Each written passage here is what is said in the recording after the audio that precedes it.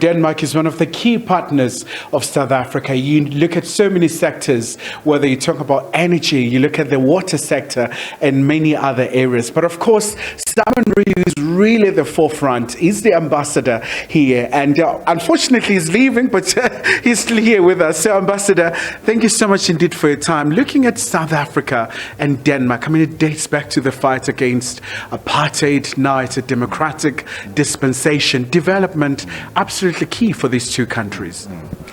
Well, Denmark feels very strongly about democracy in South Africa and about the democratic birth of South Africa. I think for generations we have wanted to be a close friend and a partner and help where we can. And I'm just so happy to see that sense of friendship and historical connection is still very much alive. It's strong, and we continually find new places where we can cooperate. And obviously something really unprecedented, Ambassador, you know, having two prime ministers from Netherlands, but also from Denmark as well, all the way from Copenhagen, coming to meet with the Namibian president and, of course, our very own president, Cyril Ramaphosa. And I would imagine there'll be a lot of exchanges between the two leaders, given the very uncertain times that we live in, looking at the Russia-Ukraine war, but many other issues to look into as well. No, I agree, and I think that's the reason why we need to talk much more. There needs to be much closer interaction between countries in Africa, countries in Europe, and that's also why the two prime ministers are traveling together. They're here to listen, to understand, and to build on the historical friendship we have, and also to promoting our cooperation. International community these days needs friends. It needs people who are looking for peace. We have enough people who look for war. And certainly we don't want a war. And looking at, you know, the areas of cooperation, Ambassador, we know that where we are in Pretoria, you know, you look at the north in Hammanskraal, cholera outbreak, and we know how your embassy has been very instrumental in terms of trying to tackle the water issues. Maybe just going forward, I mean, to your successor, you know, what would be your advice in terms of making sure that we advance, you know, in terms of all these critical areas? Well, I think we're very happy at the embassy that we run a number of technical programs with our South African friends. So one in renewable energy, one in water management, one in food and agriculture.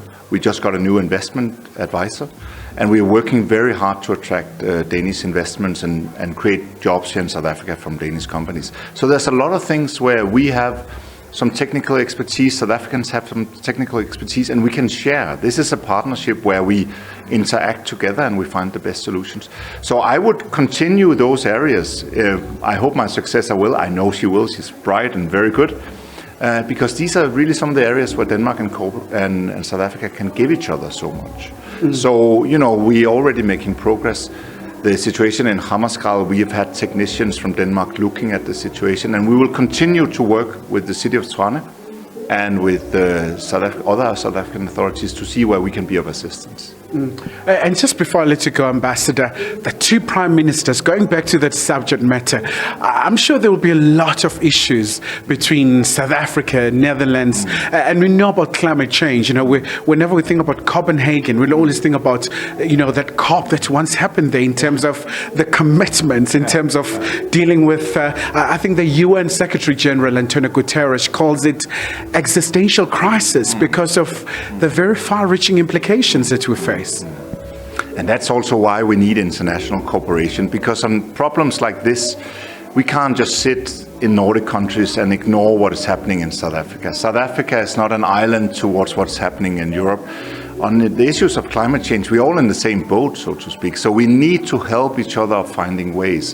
One of the things our two prime ministers will bring to South Africa is a promise for more investments into the green sector and more technical cooperation. We will do what we call the Green Power Partnership, where we expand and upgrade the technical cooperation that already exists. So we're happy to continually improving and expanding what we're doing here. So the visit of the two prime ministers is all about good news, it's all about cooperation, and it's all about how we can find new ways of cooperating. Before I let you go, Ambassador, you're leaving in a matter of few days or so, or weeks, even if I should say, something you miss dearly about South Africa. Well, I will miss so many things. I've had 5 of the best years of my life in South Africa with my family. I leave a big part of my heart in this country. And I think I've kind of lost diplomatic neutrality because I just love South Africa.